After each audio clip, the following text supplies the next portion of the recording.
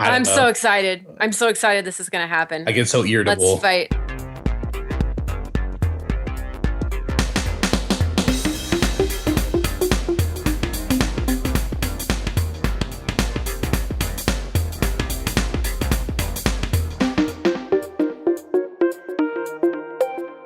Hello, everyone, and welcome this week to Irenicast. We are the weekly podcast dedicated to conversations on faith and culture. We are your hosts. I'm Jeff. I'm Mona. And I'm Alan. Just a couple things before we get in and check with our hosts. I just want to remind everyone, if you're having problems with your feed, which you shouldn't be, but if you are, just unsubscribe and resubscribe, and everything will be taken care of. Also, we are on SoundCloud, so if you have a friend that's been wanting to desperately listen to our show, but doesn't really have a good app for that, they can go on SoundCloud and hear our most recent episode, and then our most recent episodes from that point on. And if you ever have any questions on any of our links and all the places that we are located, you can go to our website, irenicast.com, and there's icons on the side that tell you all the places we are available, because we know you're searching for every place that you can listen to our podcast. Don't you think? I'm really creeped out right now. I'm not really sure why. And we are so available. We are. Oh my goodness. We're in your house. We're on your phone. No, God.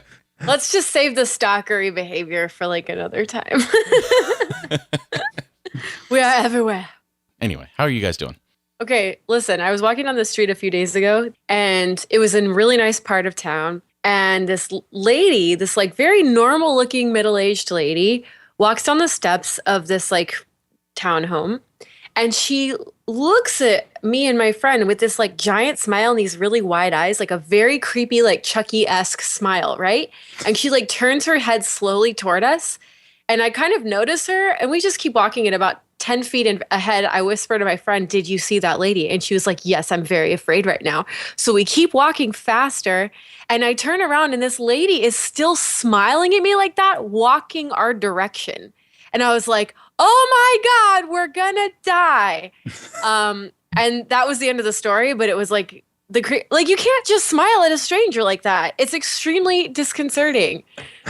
Yes, it is. I couldn't handle it. Yeah, so well, it's all about the eyes, someone out, right? It's about the eyes. Like if it's a smile and the eyes are like bright, you're kind of like, "Oh, that's nice." But if like the eyes are dead and it's just this smile stare, that can be and very wide, and like prolonged eye contact, very slow movements, and like an unflinching smile. Good Lord, my skin was crawling. Okay, I feel like we do that to our dog all the time to get her to bark, because if you make weird faces like that, she knows something's wrong. Oh my God, that's me. It was that instinctual. Either that, or she's response. like, "Stop imitating me." Instinctual response, like, what the F is going on? There's something up. Yeah. Oh man. So I'm glad I'm not the only one. But anyway, that is creepy. It's been a weird week of social interactions for me in general. So how about you guys? Well, two things have gotten me excited this morning. One is I'm drinking Ethiopian coffee, which is always such a pleasure. And then secondly, there is a satellite headed toward Pluto. I don't know if you guys know about this, but July 14th, it will finally be its closest approach to Pluto, and we will get pictures for the first time of that planet up close. Wait, is Pluto I thought it was a planet not a again? planet. Well, there's some debate about whether it's a dwarf planet or not. I was reading about. So but Dwarf regardless, planets too. That's right. setting that aside, we will finally complete our Foursquare check-in of all of the planets in our solar system. And we've got close-up pictures of every single planet. Finally went up to Neptune and Uranus, and then we've never been to Pluto. So this is the very first time. Did you say Uranus? Uranus? Not Uranus. landing. Yeah, Uranus. Is that how it's pronounced? Uranus, whatever. Did you just not want to say Uranus? Pronounce it. Yeah, I don't know. We'll finally be close enough to take decent pictures. I'm excited that you're excited about this. I'm so stoked. Well, so are the pictures that we're going to receive, is it going to finally like determine, like, are we going to be able to call Pluto a planet when all is said and done, or not call it a planet? I don't know. But the moons that are orbiting it, they've actually scientists have calculated their trajectory, and they like wobble and spin and flip rotations. They're not this like nice little circular orbit with nice rotations. They're just very chaotic. Did either of you two ever watch Psych? Yes. Oh yeah. That was like an ongoing pickup line for that character Gus. He'd always like, "Did you hear about Pluto? It's messed up, right?" That is messed up. It is messed up. Do you guys want to hear my Tinder update? I do. I went on, okay, And I preface this by saying I literally never misuse the word literally. I literally went on an 8-minute Tinder date.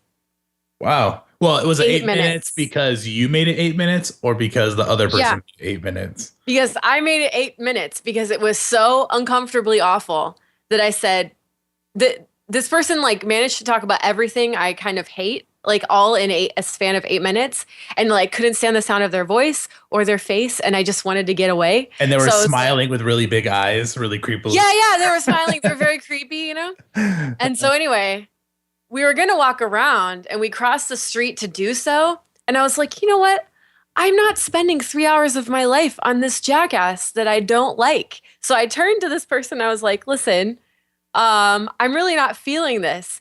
And to my delight, the person responded, neither am I, like just like that in that tone of voice. Nice. And so we gave each other a high five and said, best of luck to you, friend. And then we walked in opposite directions. That's actually really nice. Like That is really cool. I was flabbergasted, A, that I could get away with that, and B, that this is dating nowadays. Like if you show up like as a consumer of another person and you just don't like the product, you can be like, I want to return it. I'm throwing you back, you know? But I'm doing this new thing where I set boundaries and I say what I want in life, and it actually works sometimes. So I'm pretty excited about that. Nice. Well, on that note, I think that is a beautiful interaction of two people recognizing what they want and being secure enough to say. You said beautiful. I did say beautiful. And the reason I said beautiful is because that is going to be our topic today. We tend to cover heavier, debatable topics. And today we're going to continue in not continue in the spirit of heavy topics, but just kind of lighten it up a little bit and talk about beauty. So on the other side of the music, we will talk about beauty.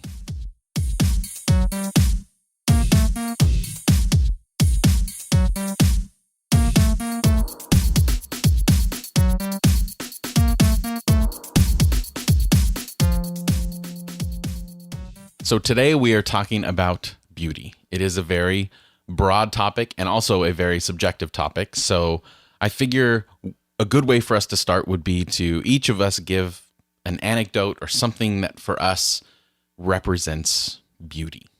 How does that sound? That sounds terrible to me.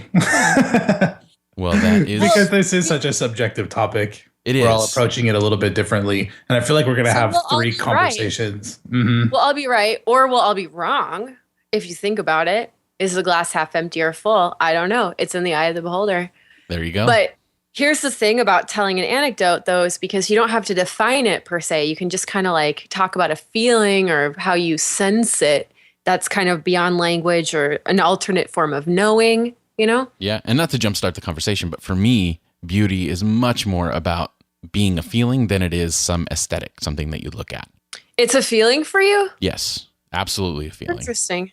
I think beauty is when I'm not just beholding something, but when I'm transformed by it, when I participate in it, just by being an observer at least. So that's cool. As far as an anecdote goes, I always think I grew up in the mountains and I used to spend a couple nights a week on my back porch and you could see the entire Milky Way. You could see the whole universe.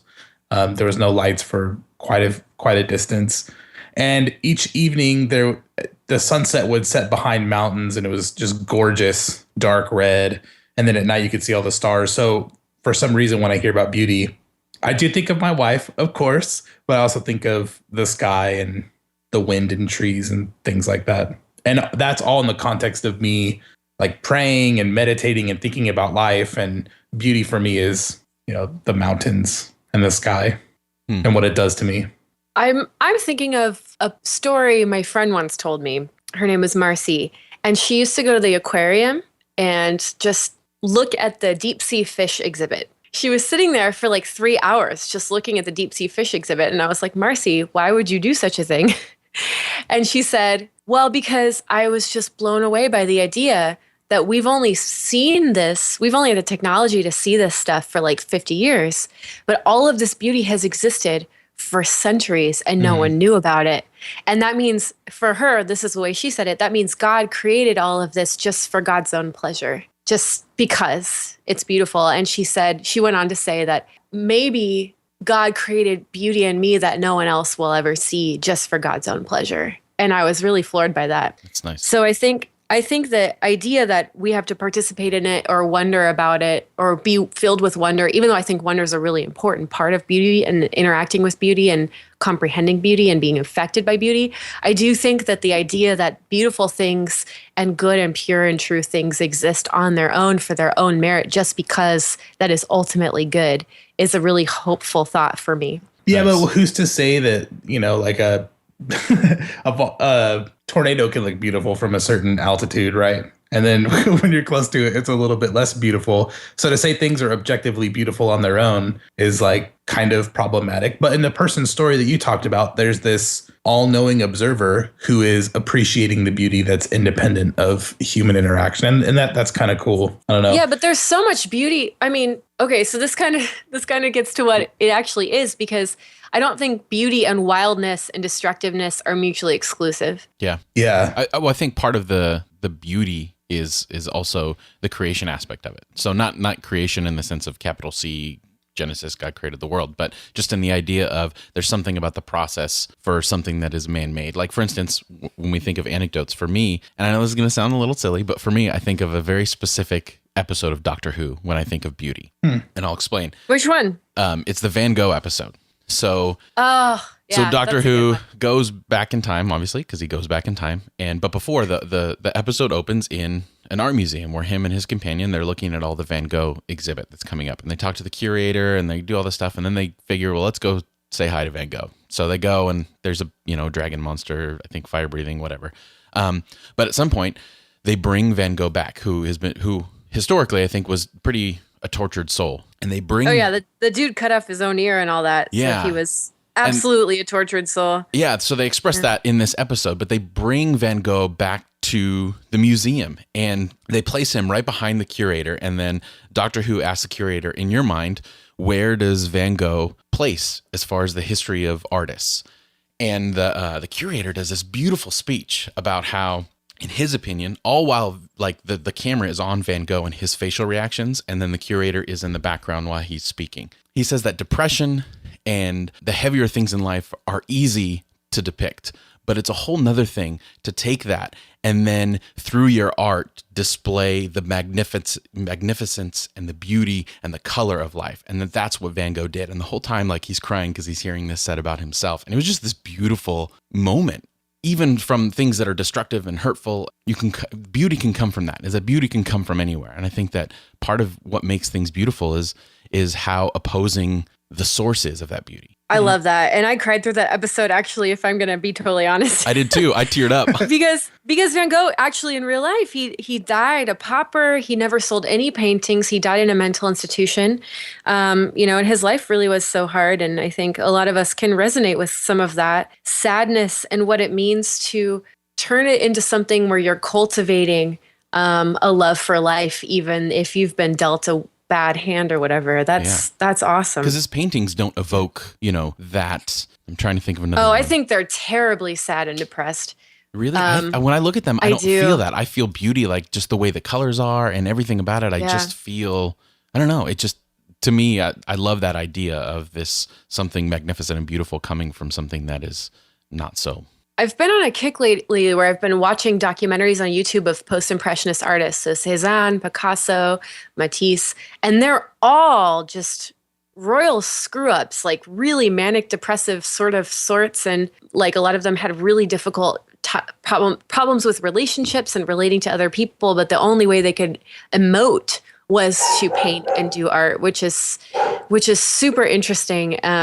So this reminds me of my first thought about beauty. I was running around a reservoir today and trying to be mindful, like use our mindfulness skills that we talked about, and kind of trying to take in the water and the geese. And sometimes it's hard to connect emotionally, but I was thinking about the fact that beauty can exist on its own without me participating, but I can choose to participate whether or not. But also thinking about this kind of idea of property versus cultivation. When I find something beautiful and precious and I seek to control it and call it mine, it loses a quality of beauty, I think, as far as that being different from like cultivating and encourage something to thrive and grow, but not having to own it. I think this goes to other people too, like recognizing the beauty in other people without trying to make them my property or something that is under my jurisdiction or domain.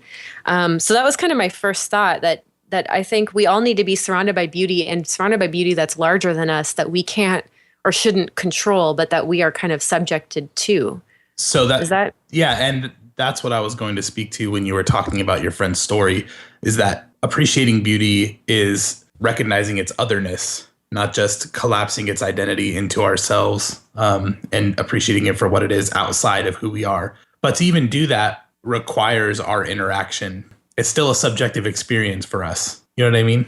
That's why I think that it's more of a feeling, because beauty, like, I was getting ready for this episode. I was doing some keyword searches just for our titles and stuff like that, just to check. And every instance of the word beauty was connected with something physical. Beauty tips, most beautiful people in the world. Like, it was all visual. And there was no, like, I couldn't find one thing that was non-visual in this long list of like the way people search for the word beauty. And I think that's really sad. That expression of beauty through physical whatever is very subjective, but I would say that the feeling that we all share when we see something beautiful, or we experience something that we deem as beautiful, I think is shared. It's something that we all have in common, is that we all have this similar response to very different things. So that's what I'd like to talk about. We all have different agendas, I think, for this conversation. And I'd like to talk a little bit about perception behind beauty and like the idea of seeing things. So I did a little bit of reading and took an art class in seminary that introduced us to art from different cultures. And so we spent some time talking about perception. I came across one quote from a person who is a professor of, I think it's like history of consciousness in Santa Cruz at a UC school. And they talked about perception as making a series of educated guesses on the basis of knowledge and experience that we have. However unconscious we're doing that. And so when we perceive beauty and we have those experiences, that all happens in the context of our brain, of the knowledge that we have, of the way that we've been raised, like all those things. There's no, if you go back far enough, you look at Plato and other people, and there's this like objective beauty that exists out there that's like this muse that imbues all of the universe with beauty, regardless of humans. And I, on the other hand, would think of beauty as more of a subjective experience. Because when we look at stuff, we're not actually looking at it in some sort of objective way. Our mind is choosing to focus on one object in the whole view of our vision rather than others. And this is another interesting thing. When we all look at something, we're all looking at something different. Like we're choosing to see different things, maybe even subconsciously. And it's the context of our experiences and our memories that actually give meaning to what we're looking at. Did you know that the reason infants don't remember their early years, this is what some psychologists are saying, is because they have no context for what they're seeing. Because they're so young, they don't have these memories stored in their brain that give meaning to the world around them. So when they see people and faces or events happening in their immediate surrounding, it's not retained as memory because there's nothing to give it meaning. And so when we look at something, it's like we're bringing our whole selves to that process of vision, and it becomes us seeing and appreciating things, and it becomes beauty when it interacts with our filter that's in our brain or whatever. So for me, beauty is a very subjective experience and not something that's an objective quality that you can test outside of yourself. And I guess that sounds very post-modernity or postmodern kind of humanistic, but that's where I'm at. I think beauty requires a lot more thought than that a lot of times. Like I think, yeah, most of us, I think, unless you've tried to cultivate an aesthetic for yourself, you're probably going to be just subject to whatever you've been handed. For example, like our culture is widely exposed to pornographic standards of beauty, right? It's become very, very ubiquitous for men and women and people of all genders to be subjected to these sort of perfect sort of standards and aesthetics that include a very narrow set of expression, right?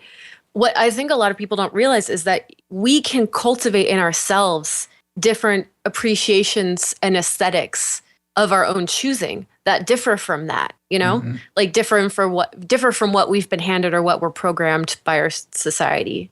to comprehend or perceive. That's why I think that the feeling is so important. If all three of us look at the same painting and we're like, that's beautiful, but all of us are thinking, well, that's beautiful because I really like this building in the background. And one of us is thinking, well, I really think this is beautiful just because the way the eyes are drawn. Or I think this is beautiful because I love the landscape in the background. Like the beauty part of what's beautiful to us is subjective, but our feeling is the same. We're interacting with that. Otherwise, we'd call it something else, right? We'd say, well, this is ugly. And we all agree it's ugly because we have the same feeling that it invokes when we look at this particular thing, regardless of what area we're concentrating on. That's why I think beauty is something much more deep. What I've been trying to say is beauty is located in the transformation of the person that's beholding the beauty.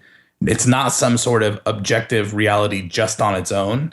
It's given the meaning of beauty when it actually elicits some sort of like physiological response in a person. And it happens because it does have its own objective whatever to it. It is itself, whether you're like recognizing it's not you, like that person looking at the animals in the aquarium is recognizing there's this existence of life and systems that humans have known nothing about that's different than us. Even that difference is beautiful because she is taking that into herself and it's transforming her in the way she looks at the world.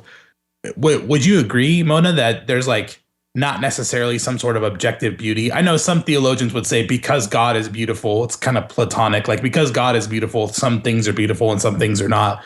But would you say that there's like objective beauty outside of human experience? Because I want to take what you guys are saying a step further, though, because you're saying like, beauty requires our feelings and our perceptions and our involvement in some way, right? If I'm summarizing that pretty well. Okay, for example, what if a piece of art evokes an emotion in me, but it's not a pleasant emotion. It's an emotion of discomfort. Like I'm thinking of a lot of Picasso's Cubism work that's really viscerally uncomfortable. And based on your definition, you couldn't call that ugly because it evokes feelings in you, right? No, you could call it beautiful because it's transforming you. That's what I'm trying to say. Yes. So if you take it a step further, then anything that it impacts you and it moves you in any way is included in that what we call beauty, even if it's being moved in a bad way, like in a negative, uncomfortable way. I sort of agree in the sense that in that moment, it is not beautiful because it is evoking something, one area of transformation. But I think if you look back in hindsight, you can say, that was beautiful because it did this and it brought me to this place. Does that make any sense? Like I think there's also a time aspect to it. Mm-hmm. So it's a process. Yeah, so encountering beauty is a process of transformation. Yeah. Yeah. So maybe the end result is what's beautiful. Too. Same goes for music for me. Like a lot of jazz is uncomfortable at times to listen to. It's so dissonant. It's irregular.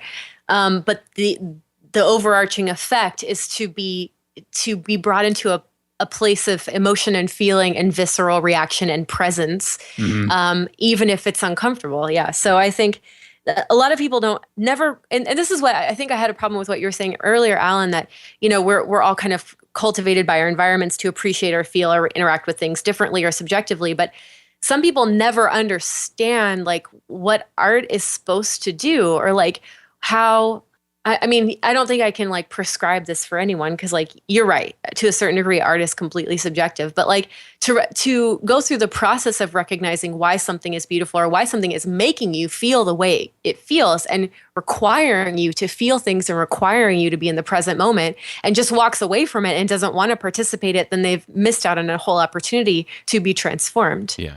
And that's, you could say that for almost anything. I could watch a NASCAR race and totally miss out on the beauty and the transformative power of what's happening. But someone else might really find and ascribe beauty in that. And that's why, for me, beauty is such a subjective experience. And I think it's impossible to get outside of the subjective experience of it. Yeah. Especially what's interesting in like religious settings, you think about beauty and you think about art, like in all kinds of religions across the world, there is this sense that beauty and seeing beauty and beholding beauty transforms us. Whether you're like a Sufi Muslim who's looking at this is actually kind of interesting. So Muslims don't have like imagery of people really or animals. If you look at the religious art of the Muslim world, there's no depictions of people, and instead they create these like very elaborate calligraphy, which just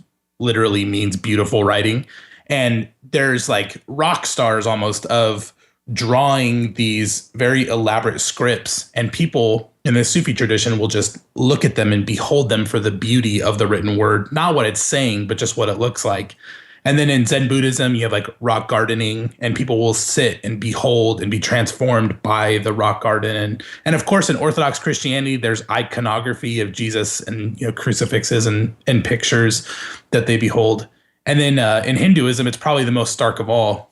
I went to a Hindu mandir when I took my art class in seminary, and it was the only time I've ever been to a Hindu place of worship.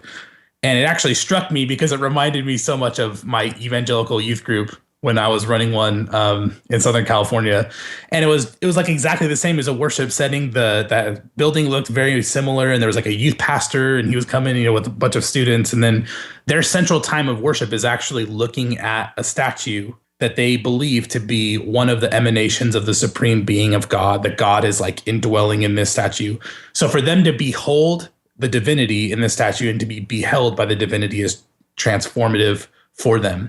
But in all of this, art and beauty is actually a very dangerous thing. And you can find that in like the iconoclast movement, where Christians would destroy artworks because it evokes something in us that's very like uncontrollable by the authorized clergy or by the church. Because when we behold something, it's so subjective that it's often like unorthodox or maybe beyond orthodoxy, that it reacting on a visceral level is so subjective that it's hard to pin down. So there's like a lot of reactions to that in religious history. Well, I was just going to say, in my experience, like visiting mosques and stuff, there are, like you said, there's absolutely no imagery whatsoever. There's the Quran and some holy books, and there's people, and the walls are blank. They might be like a faint color. I was told that the reason for this is so that there are no distractions between people and the way that they relate to each other and the way that they pray to God. They want a free experience that's free of distractions. And I think there's something really beautiful in that. Not necessarily that art is always threatening, but sometimes it does take us away from the present moment and what should be happening, which is relating to others and relating to God. Yeah. But there's someone that I did read about their experience in a mosque who is a Muslim. They said that even the way that people line up for prayer is geometric and beautiful in and of itself, and is an art form. And like the walls of some mosques, especially in other countries, are very ornate in their decoration of like geometrical shapes and things like that. So there's art to be found all over there. And I think that for some people draws them more fully into the experience and connection with other people and with God. Well, I think that the important aspect when we talk about this idea of transformation is to maybe clarify it a little bit. When we talk about transformation, something that transforms us into experiencing and seeing the world as bigger than it was before we had that experience, as opposed to smaller. Because Mona, you mentioned earlier the idea of like pornographic images. That a shallow sense of beauty narrows our focus to what is beautiful, as opposed to gives us an experience that expands what we can consider as beautiful. And I think that's the danger when we run into it, is how beauty should be something that's expanding the way we experience the things around us. So for instance, even in that situation, like in a religious context, if you have a painting on the wall, stained glass or whatever, some people can look at stained glass and say, oh man, this is just a bygone era and it reminds me of oppression, and there's nothing beautiful about it for them, so it invokes something else. But then someone else can walk into that situation and be, oh wow, that there's something about the colors and everything and all perspective. So I think when we purposely put something out there and tell people how to feel about it, that's when we're moving away from the other way, as opposed to just putting somewhere out there and letting people experience it. Yeah. And I think what you guys are saying in the expanding our concept of what is beautiful is really kind of expanding a participation, and there's a level of thankfulness, appreciation, and wonder in engaging with those things. As I'm saying this, though, I'm thinking of a story that a friend told me she had worked in barrios in Latin America. And sometimes, I mean, a lot of us are really privileged, right? We walk through the world. We walk down our street, and someone has planted trees for for our pleasure, so we can feel nice about having some shade. There's really no other function for those trees to be there other than the trees to make the street look nice. But in some places in the world, there is no cultivated beauty, and I think it's almost cruel to say, well, you should learn to love it and learn to see it as beautiful, when maybe it's an unjust situation. Maybe it's a slum. Maybe it's it's an impoverished place. Not to say that beauty can't exist, but the story I'm thinking of is that this person said she was working with teenagers. She told the teenagers to go out into the neighborhood and find beauty. Just find any beauty and come back and report what you saw. And the kids came back and they said they had seen someone made a mosaic. Someone else cultivated a tiny garden. Someone else arranged their laundry in rainbow colors. And so she said she was working with the kids to understand that the reason beauty existed in that place was because someone had cultivated it. Someone had been intentional about making it be and creating it, even in tiny little ways. And I think what you're saying, Jeff, about our ideas of beauty is being very narrow, actually. But when it sinks in that beauty is something that is created and cultivated and cared for and brought about by humans just desiring that our surroundings be beautiful because it's a sign of dignity and self-worth, that's a really powerful thing to really digest. Just the idea of beauty as protest is really pretty amazing. Yeah. I like that a lot. I've heard about beauty being an art, being the creation of worlds between the person who has cultivated a space or some type of matter and the person perceiving it, that the significance that's created between those two things is like a whole new world coming into existence. And so it's like a very creative process. I think that's pretty cool. How dramatically would our lives be shifted if we looked at everything as an opportunity for a creative process? Like if we, instead of saying, oh, I'm meeting this new person, that how am I going to create a space to learn the beauty about this person? Like that everything is a space to be created. I think it would be a really healthy and nice perspective to be a part of if that's the way we thought in this world instead of... I think that's really cool. I think that can get overboard. And I'm thinking of like people who take way too many selfies and like cultivate their online image. Well, I was about to say that it's easier to be a consumer for me, to control everything. And then instead of entering into a transformation process, like I'd rather just consume people and objects and then endlessly put myself out there in a narcissistic way. But then it ceases to be beautiful, right? I mean, then it becomes pornographic. Like exactly. How much more image conscious have we become in like the last 10 years since social media? I have I used to be like frumpy and like happy in my frumpness. I was so content not to just give any craps. But now I really care, And I think I am a product of the age. But I think what you're saying, Jeff, though, is like, that creative process shouldn't just be us outside of our bodies watching, controlling, planning, what's going to come next to make ourselves look the best we can, but rather to be utterly present with the person and to create like a loving, meaningful, safe interaction and space. Yeah.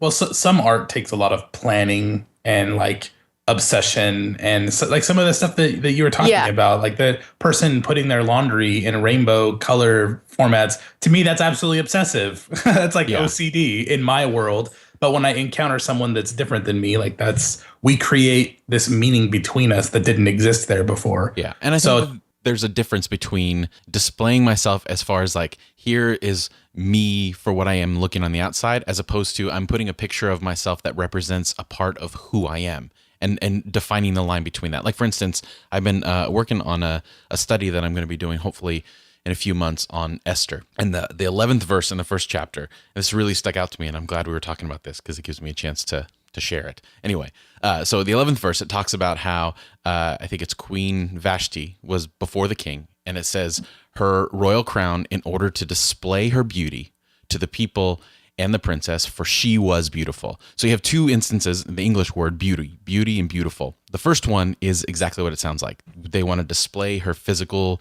beauty. Look at what is beautiful. But then when it describes who she is, it says, for she was beautiful. And that word is the same word that's used in Genesis to describe the world as good after God created it. And I think that that's the type of picture is like, again, when we're using social media and we're displaying ourselves out there, what are we displaying? Are we displaying the picture of us, or are we using that picture to reflect something that is very true and good and internal about who we are? Self-love.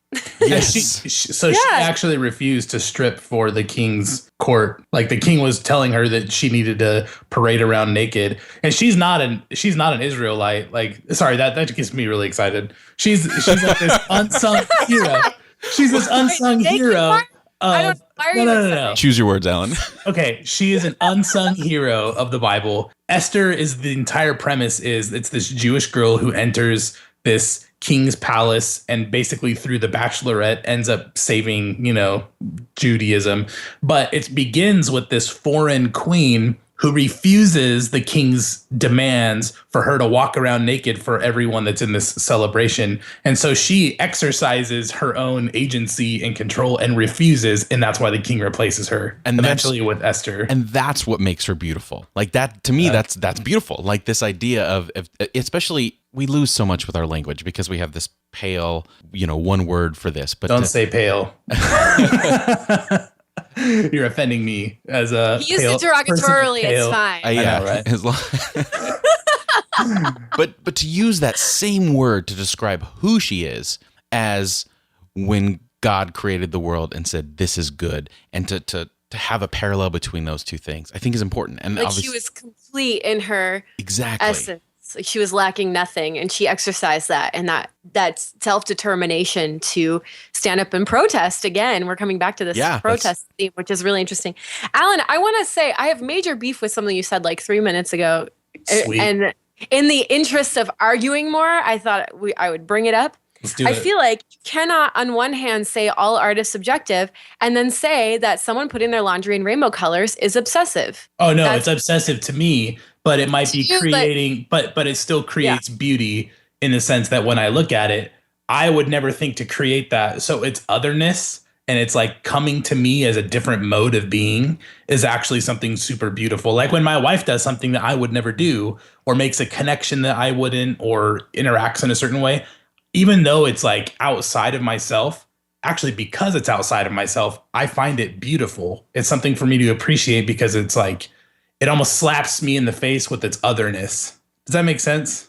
Instead of like looking at a mirror, I'm actually beholding something else. I feel like that can be like sort of exoticizing though. I don't know. I do that better than anyone. But it's kind of problematic though. It is. No, it absolutely is. Like, especially, you're shiny and different. Especially when there's an element of control and superiority and those. But when you're coming from my perspective, like if you were able to get inside of my internal life, especially with my background, I'm wired the complete opposite of that. I tend to be someone who is very like submissive, someone who is not prone to exert control or see myself as superior. So when I like encounter the otherness of another person, there's not elements of that, at least to my knowledge. Maybe there is, and of course you have to be careful of that, but it does transport and transform me when I see things that are not me. Yeah, I think there's a difference between it coming from a place of like categorizing and a place of just innocence. Like I'm legitimately experiencing something new.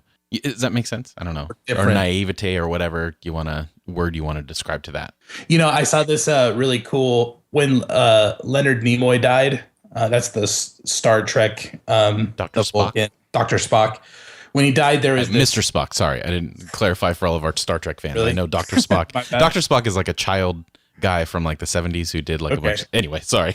So there's this meme that went around, and there's there's like maybe 15 hands held up in the air in a crowd, and it's an artistic rendering of the Vulcan symbol. Everyone's making the Vulcan symbol, and the first hand in the foreground is someone with a ring with the Star of David on it, it's like Judaism.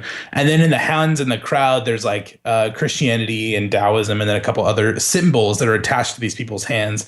And it says something like infinite diversity and infinite combinations. And so like the idea that things would be different and complex actually leads to beauty.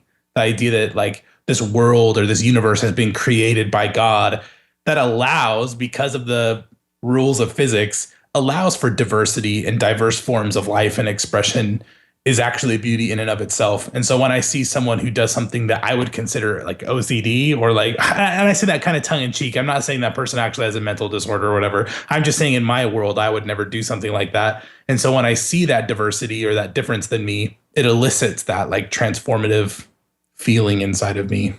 Yeah, I understand what you're saying, but I still think it's problematic because you don't know what that person's life is like. They might be working 3 jobs and they're taking joy in the tiny things in life. And that's a coping mechanism for finding meaning and joy and dignity. So I think to even say it's OCD is like, we don't have the right to make that judgment. I really don't think you do. I say, if I were to do that, it would for be yourself. Obsessive. But given a certain life circumstance, it might be meaningful for you is what I'm trying to say. Okay, I wasn't making an objective statement. I wasn't saying for every person ever this is obsessive compulsive. Does that make sense? I'm harping on you a little bit. But what I mean to say is that I think one of the biggest secrets of life is to find joy in the mundane, in the little everyday tiny little things. Mm-hmm. So because I see this in myself, we can easily form sort of an addiction to the new and the exciting and the adventurous. And I get that more than anybody. But what I think is really the true secret is the smallest things. Like, I give my sister a hard time for this. One time she was stopped by the side of the road and my dad's boss pulls over and was like, "Oh my God, are you okay? Like, are you broken down? Do you need me to call a mechanic?" And she goes, "Oh no, Pastor, I was just looking at these beautiful sunflowers and taking pictures of them." And we give her so much crap for this story, but think about how beautiful that is, that someone would take time to pull over and take pictures of these silly flowers by the side of the road just because they're beautiful. And does someone appreciated them? I don't know. So then we're actually completely agreeing. I was like making a joke earlier, but I'm the person who collects diaries, for crying out loud. Like I appreciate the fact that other people appreciate things about life. Like I appreciate the smallest thing, but I think there's nothing more beautiful than seeing someone excited about something. Yeah. Like to see someone excited about, it doesn't even matter what it is. Like you could talk to me about Dragon Ball Z. See, now I'm gonna like talk down to people, but like things that don't excite me when they excite someone else, I actually find that very life-giving. And I want to agree with you, but I'm just thinking about NASCAR and I can't. I don't think I could do that. See, now you're doing it. Now you're doing it. Yeah.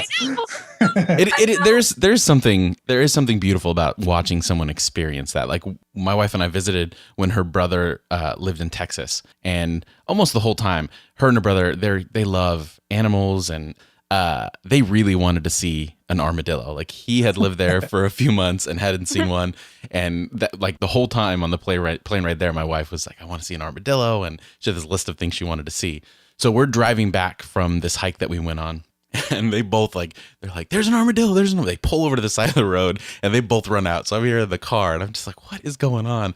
And they come back, they're literally like skipping and dancing and cheering. And they come back in the car and they are ecstatic that they saw an armadillo finally. And I loved watching that. I didn't want to get out of the car and move to see, a shelled whatever, but because I didn't care, but I cared that they cared. Like there was just something amazing about that moment that I was able to sort of share with them, even though I really didn't even look at what they were looking at.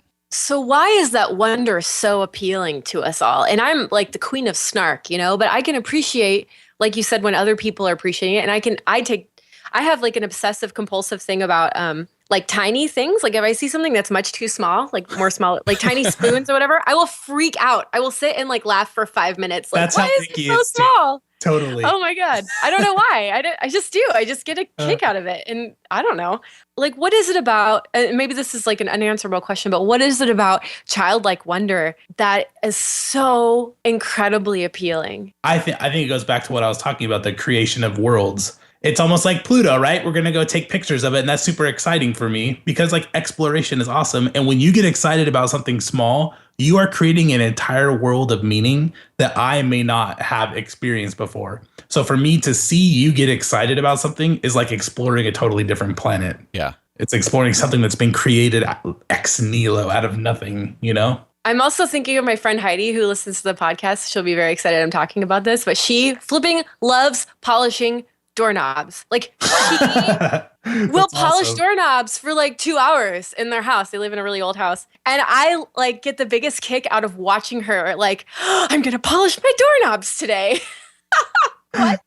It's just great though. You're totally right though. Like to to know that someone else is in that wonderful place of creating a world of joy is just incredible. And I think it's a good marker for us. Like if we look at something like that and see genuine and excitement on someone and still are cynical, what's wrong with us? You know what I mean? Like how can we be so far removed from even experiencing, we may not experience the, the joy of, polishing a doorknob, but we can experience the joy of someone else doing, if that's something that they enjoy.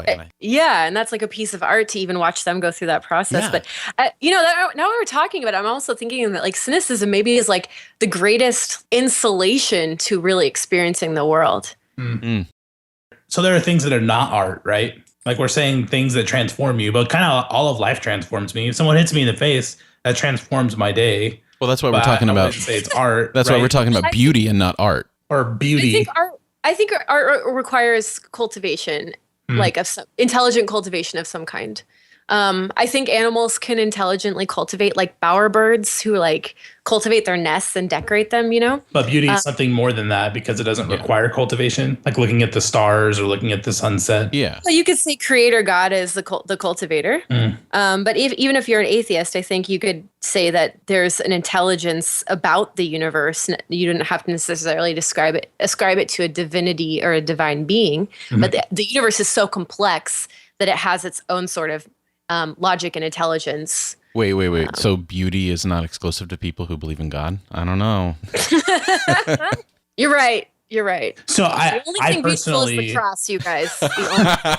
Well, I would personally come out and say, because I am a theist, because I do believe in God, I do believe that beauty does stem from some sort of attribute of God, that God has created a universe out of God's own free will, or whatever that looks like, to be diverse and have eventually, through evolution or whatever, these beings who are capable of perceiving beauty and being transformed by it. Like, to me, that is connected to who God is. And I see that like in the Bible and throughout church history. But I wouldn't say like an atheist can't appreciate the beauty of the universe for what it is, because my definition in the very end, even outside of like, regardless of God, is beauty is the transformation that happens inside of a person.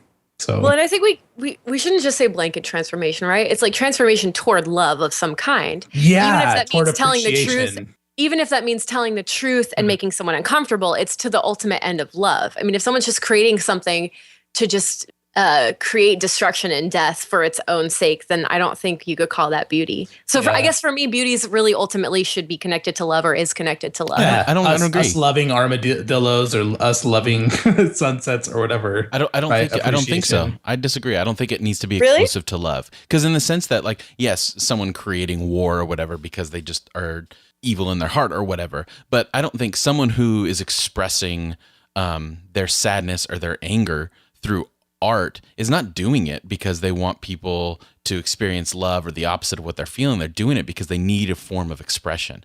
But that and I would say that is love. Like, an expression of human experience is part of love. Like, it's the truth about what life really is. And encountering that experience from the outside as someone who's different than the person that's creating and experiencing that art is that connection. So the intention doesn't have to be love, but you think that the reflection is always love. The process is love. Reflecting real life is love. And I think creating art that asks other people to empathize with you is love. That's why I like the word appreciation even more than that, because like that armadillo, right? Like, it doesn't love you, but you appreciate it. Like, that's connecting some sort of, because you're recognizing the beauty in that animal or in that sunset or whatever, an appreciation for someone, for something that someone's going through or whatever. This conversation's giving me serious warm fuzzies, and I want to say I created a piece of art in this conversation just now. Nice. We are our own art.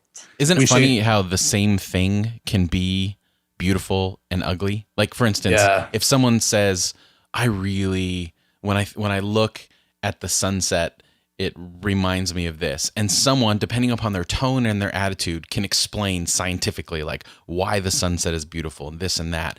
So if the person is scientifically inclined, like a real life natural explanation for why it looks beautiful to them may heighten that beauty for them. But someone who's saying it snarky and with an attitude and doing the same exact words can like totally devalue that for that person depending upon the approach. And I think that's really interesting too. And I think it depends on how close to the sun you are, to how much you appreciate it, right?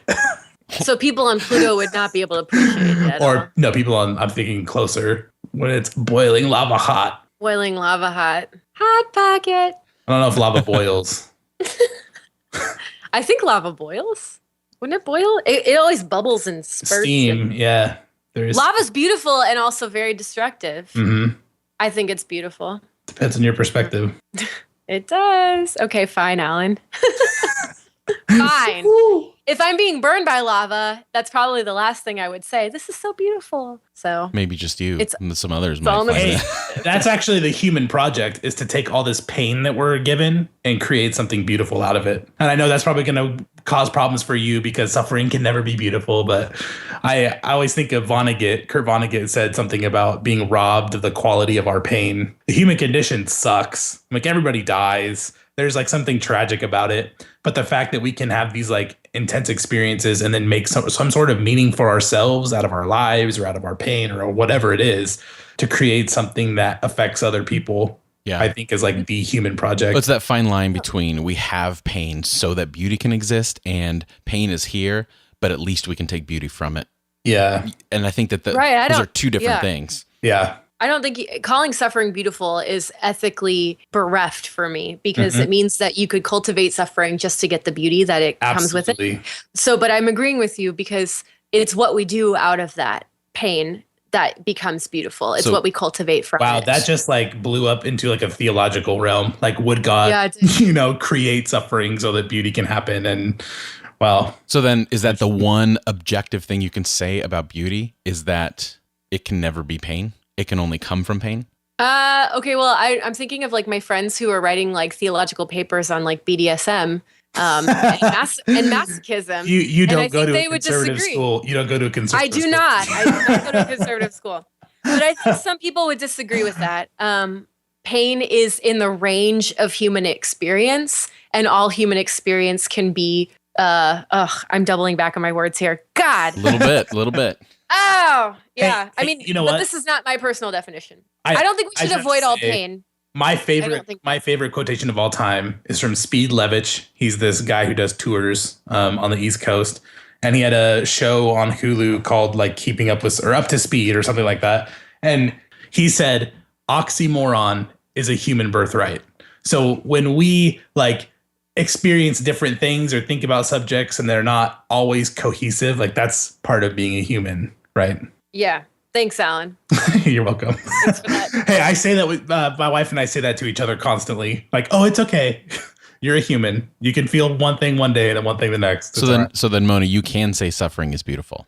For some people. You know what? We should do an episode on pain and suffering, and we should think more about that. That's a good idea. Is there a difference? Maybe there's not a difference. Maybe there is a difference, but I need to think more about that. You both can say that at least some isn't beautiful, is not, right? I mean, I don't know. Okay, but I don't think. No, I guess I would say I don't think pain and suffering are the same. Okay, Yeah. that makes sense. Yeah. So then we can make an objective statement about beauty, saying that suffering, however you choose to define it, anything that's oppressive can never be beautiful, but beauty can come from it depending upon the perspective of the oppressor. Yeah, and depending on what oppressee. you do is what's within your realm of jurisdiction, like what you do have control over to change or react to or whatever. so it all comes back to the person. That's right. That's right. Well, on that note, And communities. And communities. Yeah. Hey, someone said that architecture is public memory. I thought that was that's pretty really interesting. That's cool. interesting. I like that. Yeah. All right. Well, since it is community-based and individual-based, we want to hear from you. So you can comment on this particular episode at irenicast.com/16. Let us know your thoughts on beauty and what embodies beauty for you. And then also you can interact on Facebook. We'll have a question on Wednesday that you can answer and interact with. And we are looking forward to hearing from you to expand our transformation into something more beautiful. So on the other side of the music, we will be playing a little variation of the game Scattergories.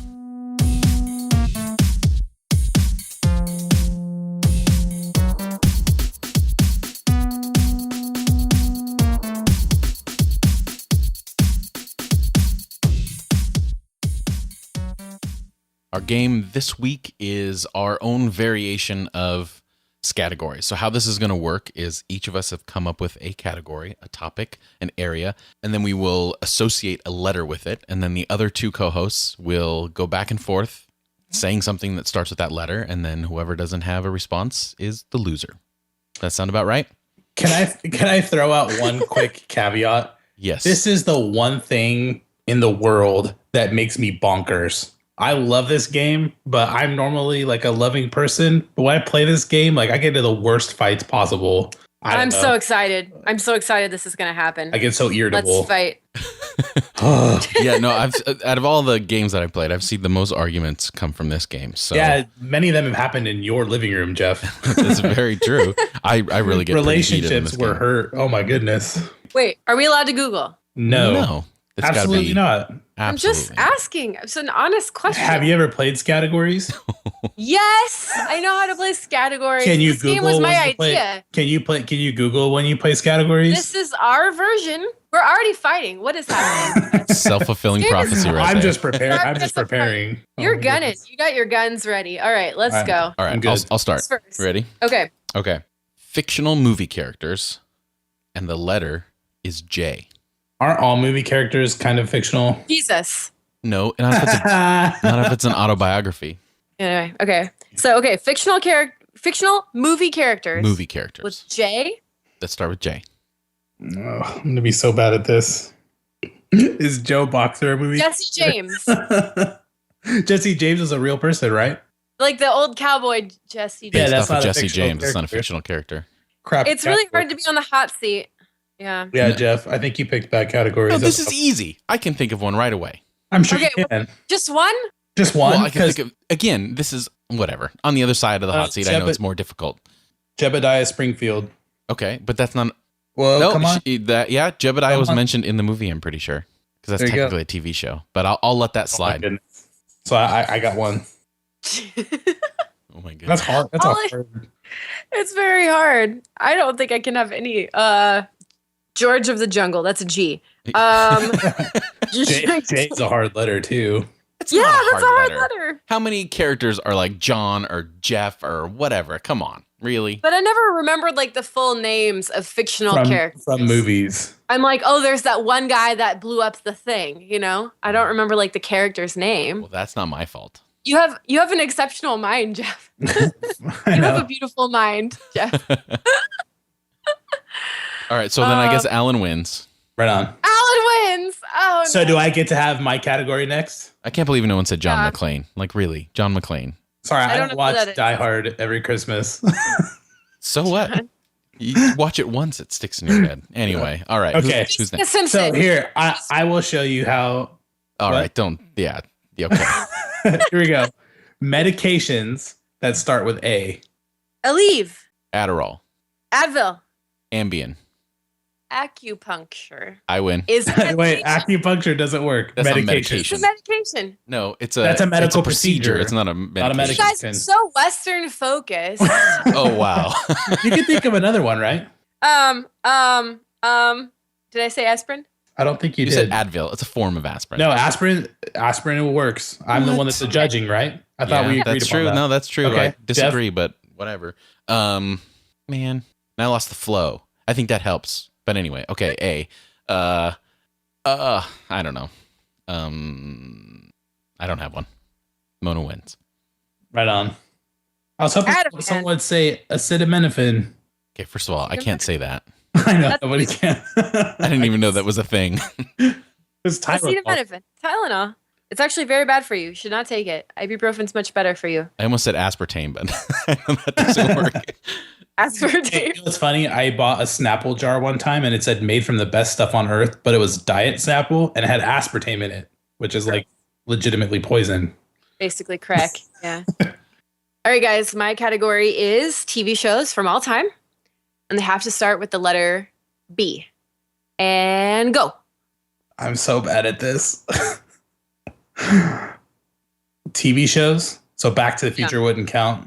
No. Well. Honey Boo Boo. It starts with an H.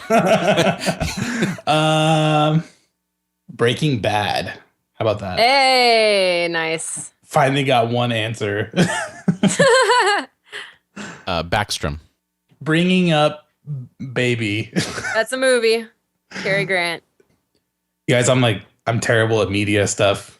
I'm sorry. I thought you said, I'm gonna have to give it to Jeff. that you are What? so competitive at this game. I am. You're really mad. I do get mad, so I don't know. All right. I'm bad Jeff at wins. media. I win. No, actually, Yeah. technically you tied, right? You each got one. No. No, I got No? Jeff, if he says one more, he wins. All right, you got another one, Jeff?